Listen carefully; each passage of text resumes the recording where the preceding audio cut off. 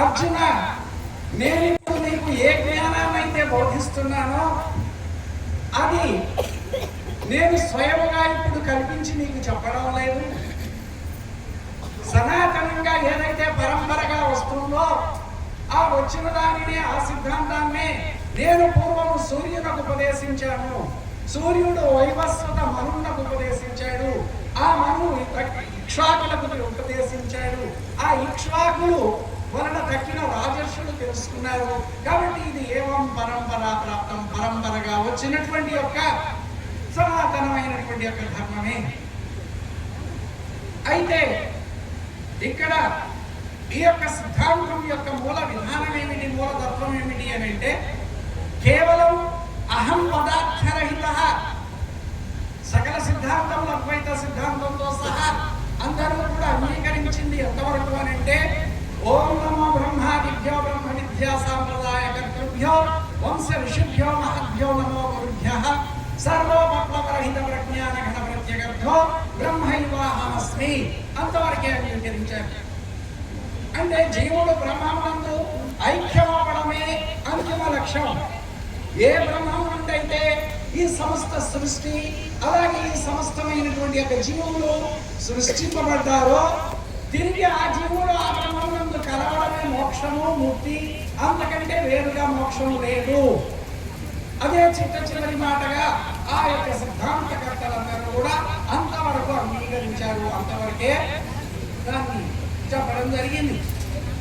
కానీ ఏ అహం బ్రహ్మస్మి అయితే ఉందో, ఏ బ్రహ్మ అయితే సృష్టికి కారణమై ఉన్నాడో అట్టి అఖండ చేతన బ్రహ్మమే ఈ సృష్టికి మూలాధారమై, మూల కారణమై ఈ సృష్టి స్థితి లయాలను జరుపుతూ తిరిగి మరలా ఈ సృష్టి స్థితి లయాలని తనలోకే చేర్చుకుంటున్నాడు అని యథోర్ణనాభిస్తంతునోచ్చరేతలాగ్ని క్షుద్ర విస్ఫులింగా విశ్చరం దేవ దేవాస్మాదాత్మాన సర్వే లోక సర్వే దేవ సర్వే భూత సర్వాణి భూతాన్ని పుమాంశ్చరది బృహదారణ్యోపనిషత్తు చెప్పినట్లుగా ఈ సమస్తము కూడా సాలి పురుగు తన గర్భము నుండి తంతువులను వెలుపలికి తీస్తూ మరలా తంతువులను తన గర్భంలోకి ఎలా తీసుకుంటుందో ఆ అఖండ చేతన బ్రహ్మమే ఈ సమస్తమును తన నుండి ఆవిర్భవింపజేసి మళ్ళీ తిరోభావంలో తన లోపలికే చేర్చుకుంటున్నాడు. కాబట్టి ఆయనే ఈ సర్వ సృష్టి స్థితి లయాలకు కర్త ఉన్నాడు. కాబట్టి ఏ అఖండ చేతన బ్రహ్మమైతే అఖండ ఎరుకగా మనం చెప్పుకుంటున్నామో అదే మూలమై ఉంది, అదే మూలము లేని ఎరుకై ఉంది. కనుక ఆ అహం పదార్థరహిత అనేటువంటి ఒక మగుడాల్ని ఆ శ్లోకాన్ని చేర్చింది కేవలం అచల పరిపూర్ణ విచారణపరుడైనటువంటి యొక్క పూర్ణ ఋషులే. కనుక ముఖ్యమైనటువంటి అహం పదార్థరహిత.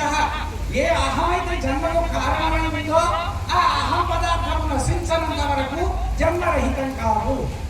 దాని అందరి భ్రాంతి నశించనంత వరకు జన్మరహితం కాదు.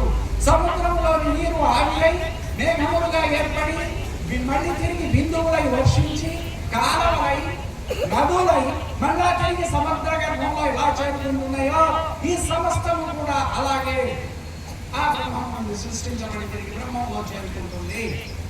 కాబట్టి అసలు మూలమైనటువంటి యొక్క కారణ వస్తువు ఏది అంటే ఆ బ్రహ్మమే.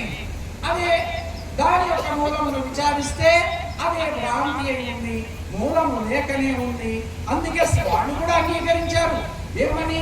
ఆ మూలము లేనటువంటి యొక్క బ్రహ్మము స్వయంభువు అన్నాడు. ఆయన ఎలా పుట్టాడయ్యా? ఇవన్నీ ఆయన వల్ల పుడితే అసలు ఆయన ఎలా పుట్టాడు అంటే ఆయన స్వయంగానే భవించాడు. స్వయంభువు అంటే ఆయనకు కూడా పుట్టుక చెప్పడం జరిగింది. అటువంటి యొక్క బ్రహ్మము ఇక్కడ అచల ఋషులు లేని ఎరుకగా భ్రాంతిగా బ్రహ్మమూలం ఇదం జగత్ బ్రహ్మరహితం ఇదం మోక్షం అని నిర్ధారణ చేసి ఆ అహం పదార్థము లేకపోవడమే ఈ సిద్ధాంతం యొక్క మూల విధానం. దానికోసమే ఈ ఎరుక పరిపూర్ణము, ఈ విచారణలన్నీ, ఈ సాంఖ్య అకారక అమనస్క విచారణలన్నీ, ఈ శాస్త్ర విచారణలన్నీ దేనికోసము అని అంటే తన రహితమందే స్టేట్. ధనరహితమే జన్మరహితం. కాబట్టి అలాంటి ఉత్కృష్టమైనటువంటి ఈ సిద్ధాంతాన్ని ఆ కాలం నుంచి ఆది నుంచి ఉన్నటువంటి ఈ సిద్ధాంతాన్ని అది కేవలం గురు శిష్య రూపంగా మరులై ఉండడం వలన, అది అతి రహస్యమై ఉండడం వలన ఇంతటి గొప్పదైనటువంటి సిద్ధాంతం సామాన్య జనులకు చేరకుండా ఉండిపోయింది అని భావించినటువంటి యొక్క దీక్షితుల వారు ఆ సిద్ధాంతాన్ని వెలికి తీసి మనందరికీ అందించడం జరిగింది. బృహద్వాసిష్టం అనేటువంటి గ్రంథ రూపంలో అక్కడ నెరవేర్చుకోవడం కోసం సమర్థుడైన సద్గురుని సన్నిధికి చేరుకోగలుగుతాడు. కాబట్టి అటువంటి యొక్క జన్మ రహితం కావాలని ఏకైక లక్ష్యంతో ఏ సాధకుడైతే ఉన్నాడో ఐహిక సుఖములను ఆముష్మిక సుఖములను సమస్తములు కూడా అల్పములు అనిత్యములు అశాశ్వతములు దుఃఖభాజనములుగా తలంచి వాటన్నిటి యందు వైరాగ్యం కలిగినటువంటి వాడై కేవలం నాకు జన్మరహితమే కావాలి అనేటువంటి యొక్క ఏకైక లక్ష్యంతో ఏకైక కోరికతో ఉన్నటువంటి యొక్క సాధకుడే ముందుగా సమర్థుడైనటువంటి సాధకుడు. అతని యొక్క లక్ష్యం ఎంతో శుద్ధంగా ఉండాలి. మనం అనేక విధములైనటువంటి యొక్క ఈ సంసార విషయ బంధాలలో చిక్కుకొని తప్పించుకోవడానికి వీలు లేక సతమతమైతూ ఉన్నాము. కానీ ఏ విషయ వాసనల చేతైతే భ్రమలో చిక్కుకున్నామో వాటన్నిటినీ కూడా త్యాగం చేసినటువంటి వాడు. అంటే ఐహిక సుఖములు కానీ లేక పరలోక సుఖములు కానీ వేటి యందు కూడా ఎలాంటిది మనకు సాధన చతుష్టయ సంపత్తిలో చెప్పినటువంటి రెండవ సాధనలో ఇహముత్రార్థ ఫలభోగ విరాగము ఇహలోక సరక్చందన వనితా పుత్రాది స్వర్గలోకేషు భోగేషు చ ఇత్యారాహిత్యమేవ ఇహముత్రార్థ ఫలభోగ విరాగః.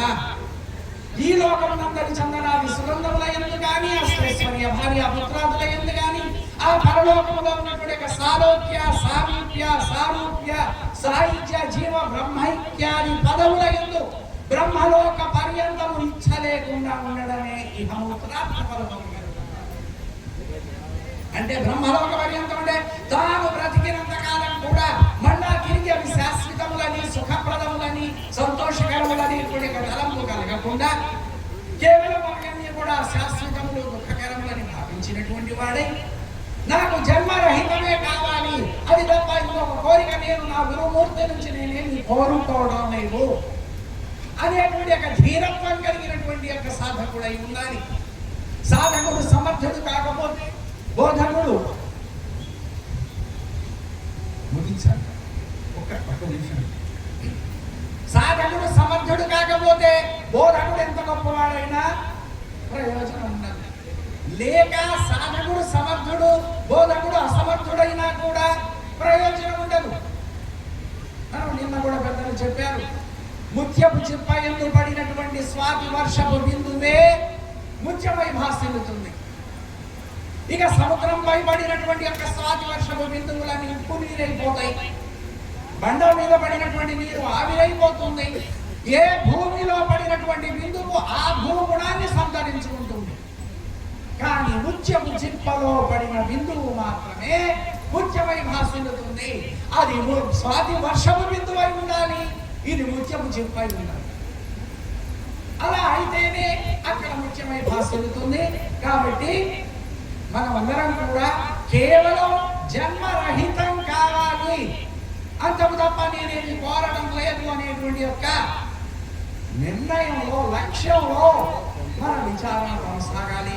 ఆ విచారణ ప్రకాశిస్తుంది. గురువు యొక్క ఆశీర్వచనం చేత మనమందరం కూడా ముక్తులమవుతాము, జన్మరహితులమవుతాము అవ్వాలి అని ఆశిస్తూ ఆ గురుమూర్తిని ప్రార్థిస్తూ నాకు ఇచ్చినటువంటి యొక్క సమయాన్ని ఇంకా ఎక్కువగా ఉపయోగించుకున్నా ధన్యవాదాలు తెలియజేస్తూ నా ఉపన్యాసాన్ని ముగిస్తున్నాను.